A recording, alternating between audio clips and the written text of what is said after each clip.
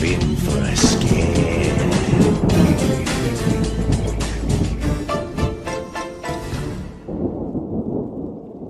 Hello, and welcome to the Movie Universe. I'm your host, Movie Fan.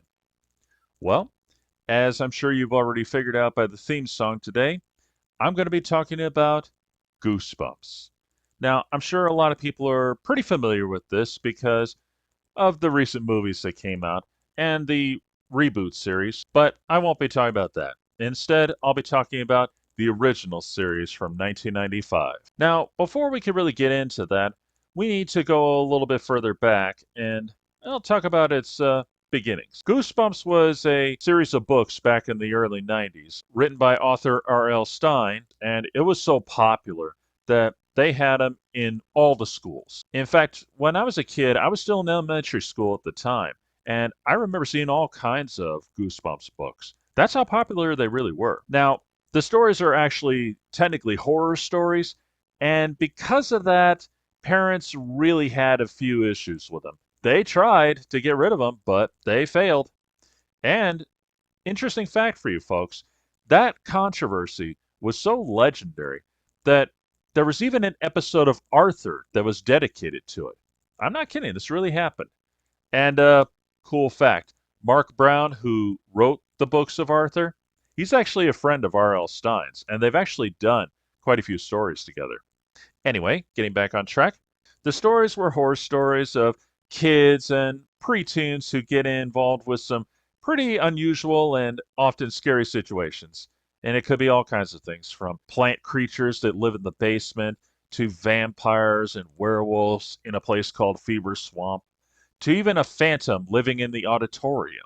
A lot of great stuff there. These books became so popular that immediately they knew they had to make a series. And in 1995, we were introduced to Goosebumps on Fox Kids. It was a great series that had all kinds of cool monsters and very interesting situations. And believe it or not, they actually did cover most of R.L. Stine's books. Although there were a few stories that came out during the show that were all original, and if anything, I'm pretty sure Stine wrote them himself. And it actually had a pretty good long run.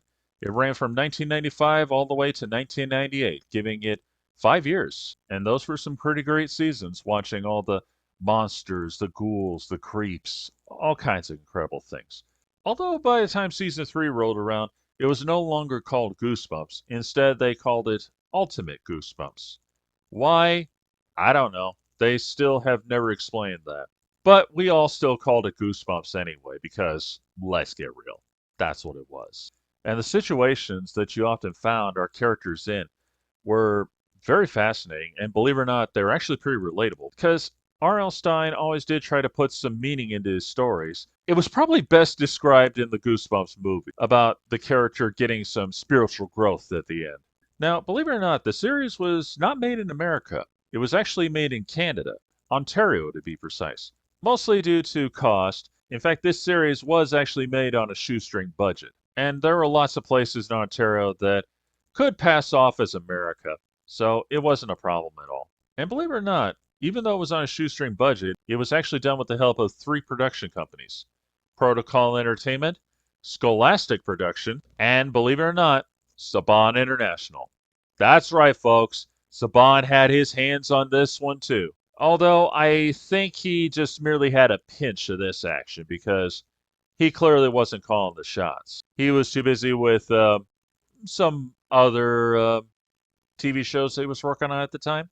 And what's real interesting is this series featured live action plus animatronics, great costumes. The animatronics were pretty impressive for their time, and I think they still are. And all the actors, they did great. There was so many great episodes out there, and they covered some of the best ones he did, like Welcome to Dead House, The Haunted Mask, and my personal favorite, Werewolf of Fever Swamp. That is by far the best one. And R.L. Stine did actually make two appearances when they made those specials.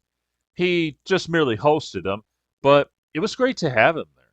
Now, anything I try to say about this show, it probably won't do it justice, because, when it comes to watching horror shows of any kind, you really have to take the time to watch them. In fact, quite recently, they finally added Goosebumps to YouTube. So you can actually finally watch it. And for those of you who haven't seen it, I highly recommend you do.